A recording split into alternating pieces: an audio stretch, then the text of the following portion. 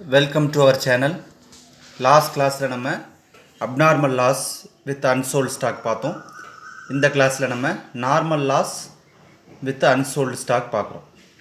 So unsold ஸ்டாக்கே நம்ம 3 கேட்டகரியாக பார்க்குறோம். நார்மலாக unsold stock நம்ம கண்டுபிடிக்கிறது கன்சைனார் வந்து ஃபார் எக்ஸாம்பிள் 1000 குட்ஸை அனுப்புகிறாரு, அதில் 900 குட்ஸை வந்து கன்சைனி விற்றுட்டாருன்னா மீதி 100 குட்ஸ் விற்கலை. ஸோ அந்த 100 குட்ஸோடைய வேல்யூவை நம்ம பார்க்குறோம். அது ஃபஸ்ட்டு நார்மலாக பார்க்கக்கூடிய அன்சோல்டு ஸ்டாக். அதே இது அப்நார்மல் லாஸ் அப்படின்னு சொன்னால் அப்நார்மல் லாஸ்ன்னு கணக்கிலே கொடுத்துருப்பான் இல்லையா, இல்லைனா டிரான்சிட் வேர் ஃபயர் அந்த மாதிரி ஏதாவது வார்த்தைகள் கொடுக்கப்பட்டிருக்கும். அப்படி கொடுத்துருந்தாங்கன்னா அதை நம்ம அப்நார்மல் லாஸை நம்ம ட்ரீட் பண்ணுறோம். அப்நார்மல் லாஸ்னால் அசாதாரண நட்டம். இந்த நட்டத்தை தவிர்க்கக்கூடியது. அசாதாரண நட்டம்ங்கிறது தவிர்க்கக்கூடியது. இந்த தவிர்க்கக்கூடியங்கிறதுனால நம்ம இதை என்ன பண்ணணும், கணக்கில் காட்டணும் எதை, அப்நார்மல் லாஸை. ஸோ அப்படி அப்நார்மல் லாஸை கணக்கில் காட்டும்போது ஃபார் எக்ஸாம்பிள் அதே மாதிரி 1000 குட்ஸ் அனுப்புகிறாரு இல்லையா, அதில் ஒரு 50 குட்ஸ் வந்து லாஸ் ஆயிடுச்சு, அதை அப்நார்மல் லாஸை நம்ம எடுத்துக்கிறோம் அப்படின்னா மீதி 950 தான் கன்சேனிக்கு போய் சேரும். அதில் 900 குட்ஸை விற்றுட்டாரு, மீதி 50 விற்கல அப்படின்னா அதை அப்நார்மல் லாஸ் கால்குலேட் பண்ணி அதுக்கு தனியாக நம்ம என்ட்ரி போட்டு அதை கணக்கில் காட்டணும். அதுக்கப்புறம் அன்சோல்டு ஸ்டாக்கை கால்குலேட் பண்ணி அதை நம்ம கணக்கில் காட்டணும். ஸோ அதுக்கடுத்து normal loss with unsold stock. So normal லாஸ்னால் என்ன அர்த்தம், சாதாரண நட்டம். இந்த நட்டத்தை தவிர்க்க முடியாது. ஃபார் எக்ஸாம்பிள் இயற்கை இடர்பாடுகளால் ஏற்படக்கூடிய நட்டங்கள். ஸோ அந்த நட்டங்களை என்னென்னு சொல்கிறோம், சாதாரண நட்டம், நார்மல் லாஸ். இல்லைன்னா பெரிய அளவிலான பொருட்களை சிறிய அளவிலாக மாற்றும் போது ஏற்படக்கூடிய நட்டங்கள். ஸோ சாதாரண நட்டங்களை நம்ம இதுக்குன்னு தனியாக கணக்கு கால்குலேட் பண்ணி காமிக்கணும்னு அவசியம் இல்லை. அன்சோல்டு ஸ்டாக் பார்க்கும்போதே நம்ம சேர்த்து கால்குலேட் பண்ணிடலாம். நார்மல் லாஸ்னால் நார்மல் லாஸ் அப்படிங்கிற மாதிரி கணக்கில் அவனுங்களே கொடுத்துருவாங்க. ஸோ இப்போ சம்முக்குள்ளே போகலாம். Sangar sent 20,000 goods at rupees 50 to Sunil on 1/1/1999 to be sold at a commission of 7.5%. 5% goods were lost in transit and it considered normal. The consignor spent the following expenses: packing expenses rupees 2 per unit, freight rupees 10,000, insurance rupees 6,000. Consignee received the balance consignment and a check of rupees 2 lakh as advance. He incurred rupees 8,000 as unloading charges and rupees 36,000 as selling and distribution expenses.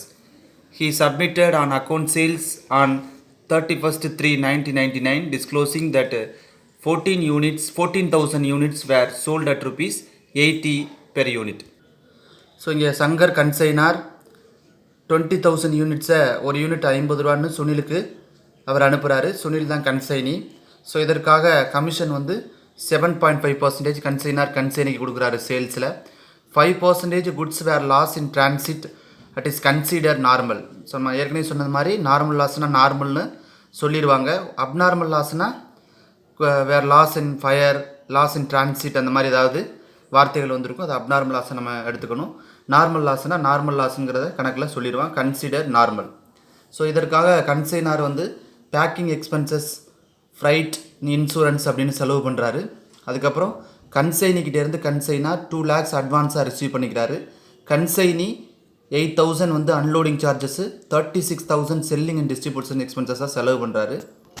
Consignee normal loss போக receive பண்ண குட்ஸில் 14,000 goods யூனிட்ஸை வந்து என்ன பண்ணுறாருன்னா sold பண்ணிட்டாரு. எவ்வளவு ரூபாய்க்கு, 80 பேர் யூனிட்டுக்கு. சரி, ஓகே. இப்போ நம்ம ஃபஸ்ட்டு ஒரு ஒர்க்கிங் எழுதிக்கணும். எவ்வளவு அன்சோல்டாக இருக்குது, யூனிட்ஸ் எவ்வளவு அன்சோல்டாக இருக்குங்கிறத நம்ம ஃபஸ்ட்டு ஒர்க்கிங் எழுதிக்கணும். First working number of units consigned. Number of units consigned. Consignor கன்சைனிக்கு எவ்வளவு குட்ஸை சென்ட் பண்ணுறாரு, 20,000 குட்ஸை வந்து சென்ட் பண்ணுறாரு. ஸோ இதில் எவ்வளவு லாஸ் ஆயிருச்சுங்கிறத பார்க்கணும். So number of units consigned 20,000 units.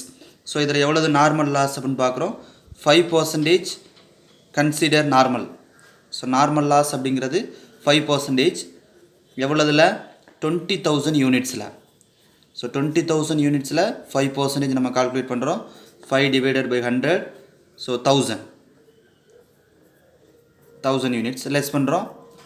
19,000 units யாருக்கு போகுது? கன்சைனிக்கு போகுது. ஸோ 20,000 ஃபஸ்ட்டு கன்சைனிக்கு அனுப்புகிறாரு. ஸோ அதில் 5% லாஸ் ஆயிடுச்சு. அதை வந்து நம்ம நார்மல் லாஸை எடுத்துக்கிறோம். ஸோ 5% 10,000. ஸோ அதுலேருந்து 20,000 1000 லெஸ் பண்ணுறோம். நம்மளுக்கு 19,000 நம்மளுக்கு கன்சைனிக்கு கையில் கிடைக்குது. ஸோ இதில் கன்சைனி எவ்வளவு விற்றுட்டார்?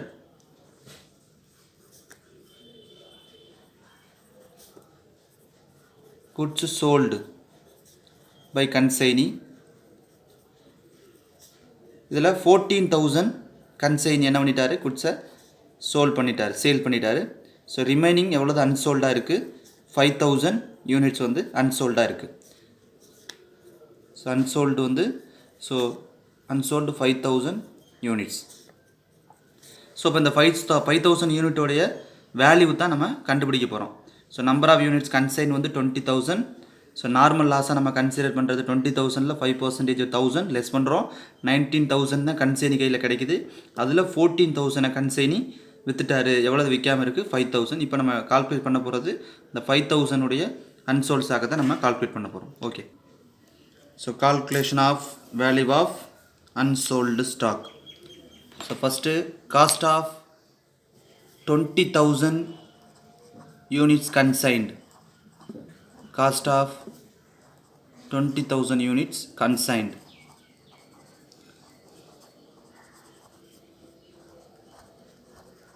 $20,000 into per unit வந்து 50. So 20,000 into 50 10 lakh. So இதோட add non-recurring expenses. Add non-recurring expenses. So non-recurring expenses first consignor expenses பார்க்குறோம். கன்சைனருடைய எல்லா எக்ஸ்பென்சஸும் non-recurring expenses தான்.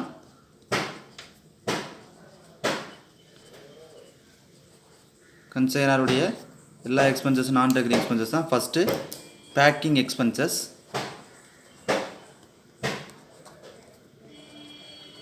பேக்கிங் எக்ஸ்பென்சஸ் பெர் யூனிட்டு 2ன்னு கொடுத்துருக்கான். ஸோ அப்போ 20,000 into 2 40,000. So next expenses freight.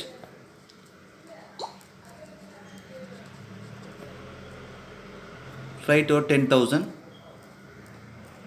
Insurance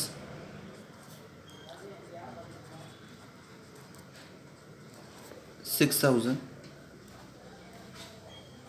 டோட்டலாக 56,000 வெளிக்காலத்தில் போடணும். ஸோ அதுக்கடுத்து கன்சைனியோடைய எக்ஸ்பென்சஸ்.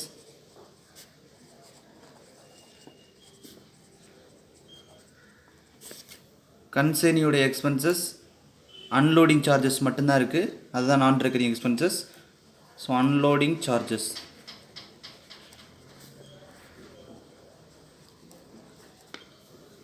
unloading charges 8,000.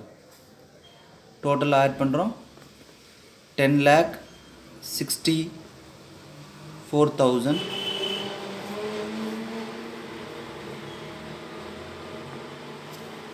இந்த 10,64,000 அப்படிங்கிறது 19,000 யூனிட்ஸுக்குன்னா இன்ட்டு 5,000 யூனிட்ஸுக்கு நமக்கு எவ்வளோதுன்னு நம்ம பார்க்கணும்.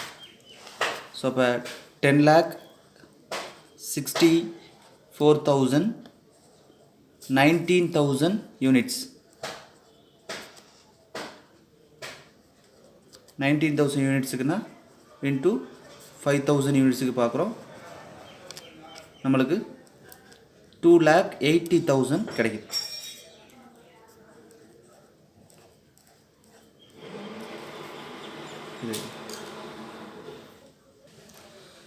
ஸோ அப்போ 2,80,000 நம்மளுக்கு அன்சோல்டு ஸ்டாக். ஸோ அப்போ அதில் நிறைய பேருக்கு நிறைய டவுட் இருக்கும், இது எப்படி நம்ம கால்குலேட் பண்ணோம் அப்படின்னு. ஸோ அதை நம்ம ஃபஸ்ட்லேருந்து நம்ம எக்ஸ்பிளைன் பண்ணுறோம். காஸ்ட் ஆஃப் 20,000 யூனிட்ஸ் கன்சைன்டுன்னு எழுதியிருக்கோம். நம்ம வழக்கமாக நம்ம அன்சோல்டு ஸ்டாக்கை பொறுத்த வரைக்கும் நம்ம எவ்வளவு விற்காமல் இருக்கோ அதைத்தான் நம்ம என்ன பண்ணுவோம் இந்த இடத்துல எடுத்துக்குவோம். அதாவது 20,000 கன்சைனர் அனுப்புகிறார் இந்த கணக்கில். அதில் 20,000ல் 5% 1000 வந்து என்ன ஆயிடுச்சு, லாஸ் ஆயிடுச்சு. ஸோ 19,000 தான் நம்மளுக்கு கன்சைனிக்கிட்டே போய் சேருது. அதில் 14,000 கன்சைனி என்ன பண்ணிட்டாரு, விற்றுட்டார்.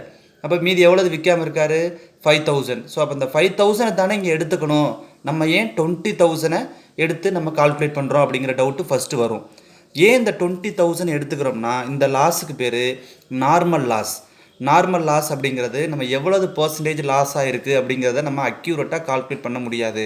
தோராயமாக தான் ஒரு 5%, 6%, 10% நம்ம என்ன பண்ணுறோம், கால்குலேட் பண்ணுறோம். ஏன்னா இது நார்மல் லாஸ் நான் ஏற்கனவே சொல்லியிருக்கேன். இயற்கை இடர்பாடு நிறைந்த நட்டங்கள், இயற்கை இடர்பாடு உள்ள நட்டங்கள், பெரிய அளவிலான பொருட்களை சிறிய அளவிலாக மாற்றும் போது ஏற்படக்கூடிய நட்டங்கள். அப்படிங்கும்போது இதை ரொம்ப கரெக்டாக நம்ம கால்குலேட் பண்ணிட முடியாது. ஸோ அதனால தான் டோட்டல் வேல்யூவை நம்ம என்ன பண்ணுறோம், எடுத்துக்கிறோம். ஸோ டோட்டல் வேல்யூ 20,000 குட்ஸை வந்து இன்ட்டு 50, அது ஒரு 10 lakh.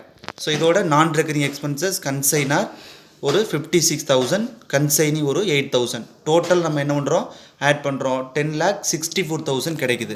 இந்த 10,64,000 அப்படிங்கிறது கன்சைனி கையில் எவ்வளோ ரிசீவ் ஆகுது, 19,000 தான்.